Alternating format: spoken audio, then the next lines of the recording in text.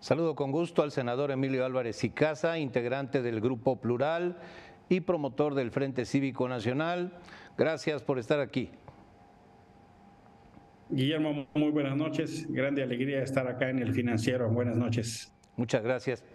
Senador, 20 días después de la concentración del 26 de febrero en el Zócalo de la Ciudad de México, la Plaza de la Constitución volvió a llenarse con algunos matices que ya mencionábamos al inicio del programa. Muchos de los asistentes no fueron, los llevaron. Se colocaron vallas y zonas VIP. La manifestación fue solo en el Zócalo, no en más de 100 ciudades del país y fuera de México. Y en esta ocasión sí se izó la bandera en el Zócalo como para subrayar la mezquindad política que impidió su izamiento el 26 de febrero. Tus comentarios de lo sucedido el sábado, senador Álvarez y Casa. Es así, es un hecho que vale la pena contrastar. La primera constatación es que el momento país ya cambió. Y Andrés Manuel López Obrador, el presidente y su partido, perdieron la calle. Y no solo perdieron la calle, perdieron el momentum. El contraste más notable es que este movimiento nacional, con todo el dinero público, con todo el aparato del Estado, con todo el acarreo, con trabajo pudo llenar el Zócalo. Y a diferencia de lo que pasó el 26 de febrero, que fue una movilización nacional e internacional, si hubiera que poner un marcador, podemos decir fue 120-1. De ese tamaño es la derrota de Andrés Manuel López Obrador. Y no en su persona, sino en su propuesta de gobierno y en los desgastes y errores que ha tenido.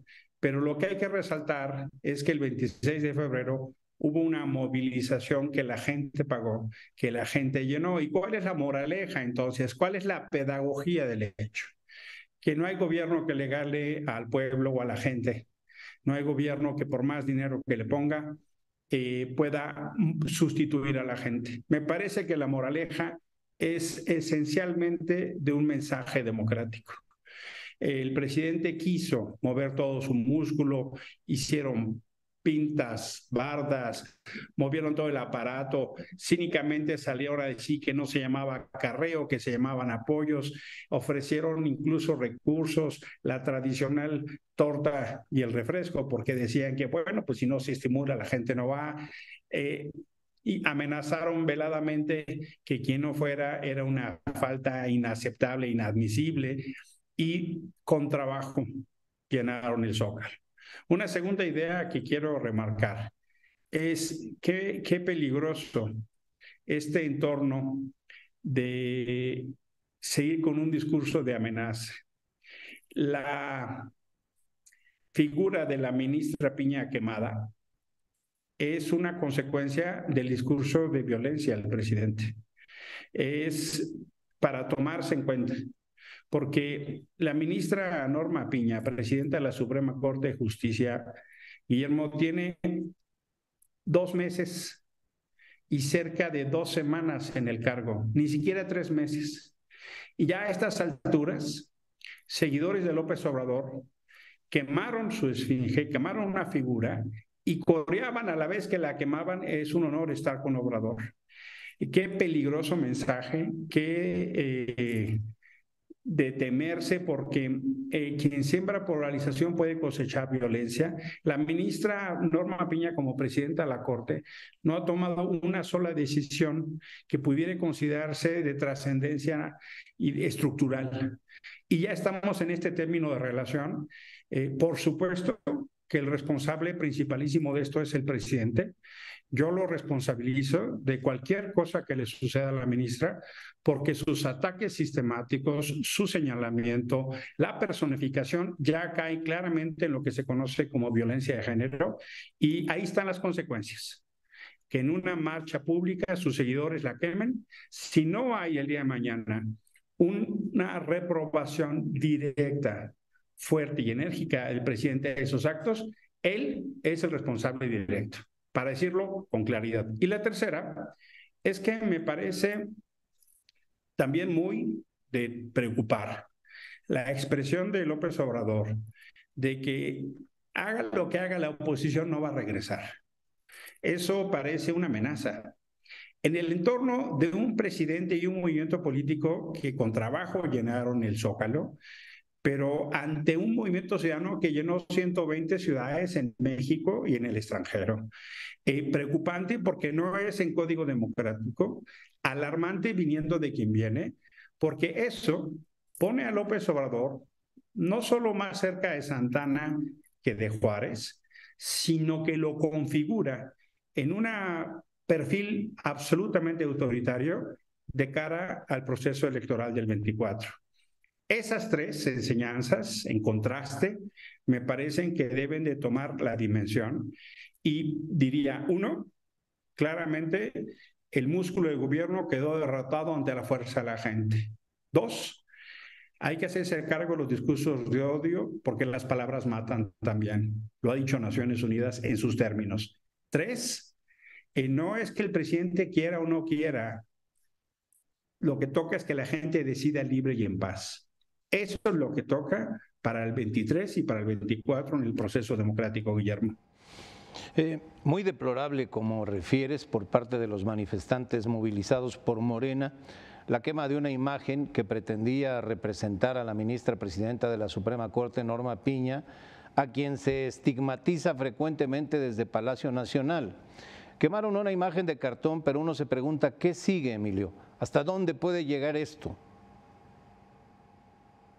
Por eso es tan importante que se entienda que ahora que por primera vez hay una mujer en el cargo de presidencia de la Suprema Corte de Justicia, el término relación sea no solo de absoluto respeto, sino un ejemplo de civilidad. Y lo que hoy estamos viendo es un ejemplo de narrativa, violencia y de agresión en contra de la ministra. López Obrador puede tener antipatías o simpatías por quien quiera. Él puede, en su claro derecho, tener su corazoncito cerca o lejos, eso no me importa. Pero lo que no puede ser en una relación de Estado democrático es estigmatizar a la presidenta de un poder, señalarla y encabezar un discurso que no solo ya es de violencia, lo que vimos en el Zócalo, eso se llama discurso de odio. Y por eso es tan delicado y por eso el señalamiento expreso de la urgencia de que López Obrador se deslinde de lo que ahí pasó. Si él no se deslinda, si él no encabeza la negación a ese acto, él asume la responsabilidad de lo que ahí pasó. Hay que esperar a ver si el presidente rectifica, porque hoy abordó el tema de una manera muy simplista, refiriendo que en la manifestación en defensa del INE quemaron una imagen suya, lo cual no es cierto, y ya fue desmentido por el Frente Cívico Nacional, senador Emilio Álvarez y Casa. Eso es falso y no puede el presidente seguir con esta lógica de mentiras para intentar minimizar los hechos que de por sí son graves, porque entonces es doblemente grave. No solo ocurrió, sino miente, y entonces con la mentira trata de ocultar algo muy grave. Y me parece que estos hechos lo que denotan es un presidente desesperado, lo que notan es un presidente que sabe que no las tiene todas consigo, aunque quiera presentarse en una narrativa de invencible, y lo que toca tener absoluta claridad es que el momento país ya cambió y que hay una efervescencia ciudadana de una enorme capacidad y que eso tendrá un correlato democrático muy importante. Lo que hemos dicho en el Frente Cívico Nacional es esta construcción de ciudadanía, esta exigencia ciudadana será para quien llegue en el 24. Yo no creo que la gente vaya a regresar a su estado de empache y dejar hacer y dejar pasar. Hay muchos errores que tienen que ver con el problema de la inseguridad, que tienen que ver con el manejo de la economía, con la pésima situación en materia de salud, ya no hablemos de educación.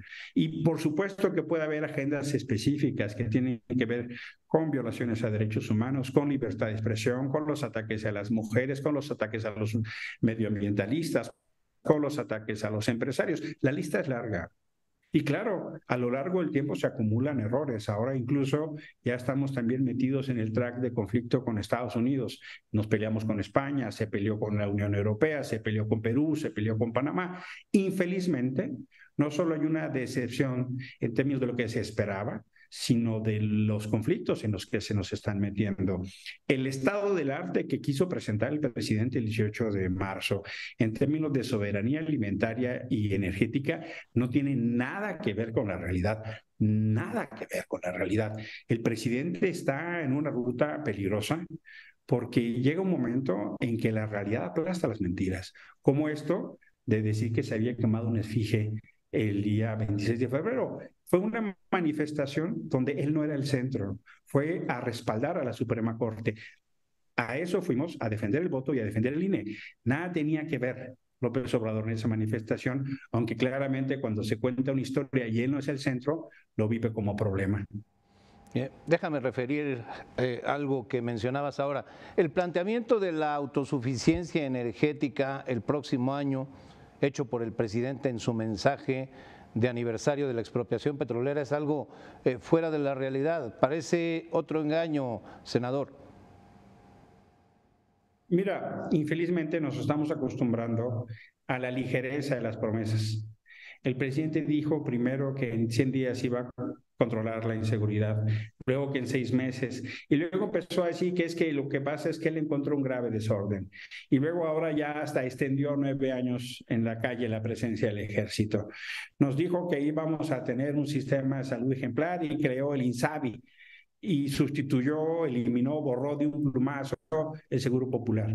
Hoy no tenemos ni siquiera vacunas, cuando México era un ejemplo mundial para el sistema de vacunación. Lo recibía el niño de la Ciudad de México, el niño de Monterrey o el niño de la Sierra de Guerrero, de Oaxaca o de Chiapas. Hoy ni siquiera comprando hay vacunas. Pero hay otros problemas muy severos que tienen que ver justo porque al final del tiempo no solo hay más pobres, no solo hay más inseguridad, no solo hay más homicidios que el sexenio que dicen de sangre de Calderón.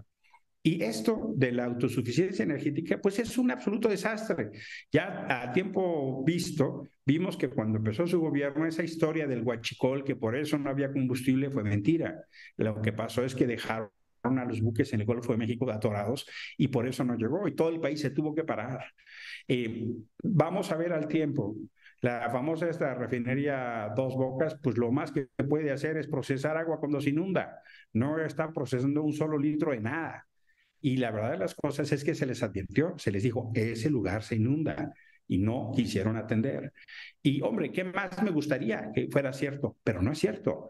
Nos dijeron que la gasolina iba a costar 10 pesos cuando Andrés Manuel era líder de la oposición en Morena. Nos dijo que iba a costar 10 pesos, líder de esa oposición que se decía de izquierda. Hoy ni una ni otra, ni la gasolina cuesta 10 pesos y ni es una izquierda, al contrario, los modelos económicos son exactamente lo que él dice reprobar, son absolutamente neoliberales. Y yo no creo, bajo ninguna circunstancia, ninguna evidencia dice eso. Pemex está sumida en una tremenda crisis, nos cuesta miles de millones de pesos, ya no digo dólares, de pesos, y es un barril sin fondo al que no han tenido la capacidad ni la voluntad de corregir. Senador Emilio Álvarez y Casa, agradezco mucho tu tiempo para esta entrevista.